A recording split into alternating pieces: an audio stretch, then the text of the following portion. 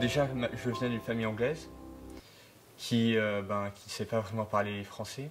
Et en plus de la dyslexie, bon, on peut dire que le français n'est pas mon point fort. En troisième, un professeur de français m'a demandé d'aller voir un orthophoniste.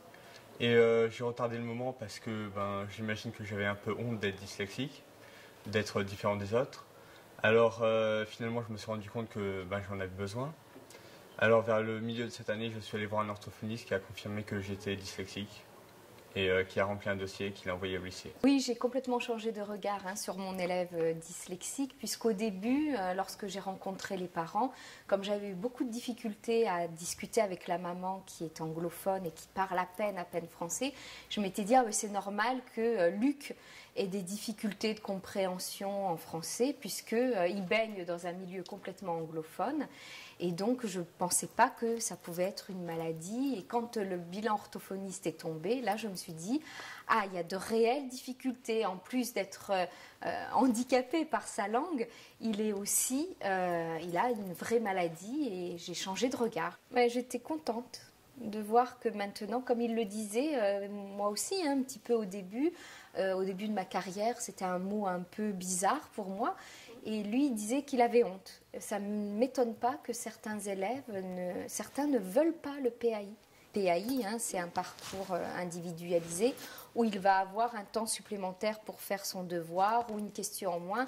Alors certains préfèrent nier certains problèmes, ce qui fait que là, le fait que Luc reconnaisse devant ses camarades qu'il est dyslexique et qu'il l'assume totalement, je trouve qu'il y a du progrès.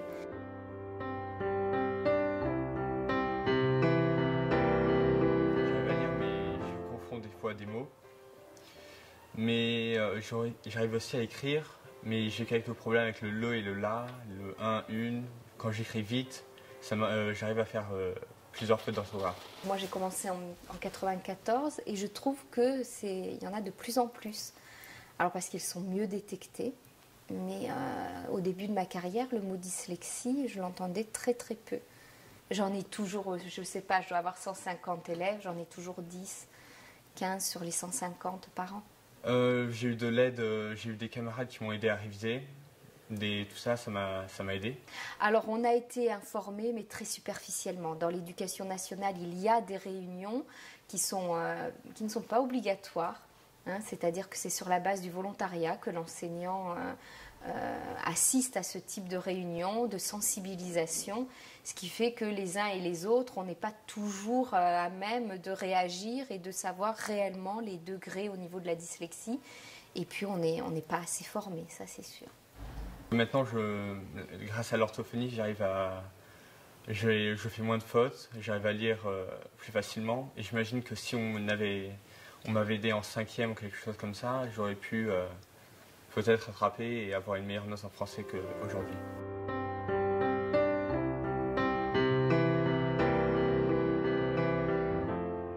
J'ai réfléchi, au début je voulais faire vétérinaire, mais puis j'ai regardé les difficultés que ça me donnait, et puis aussi j'ai vu mes notes qui n'étaient pas super.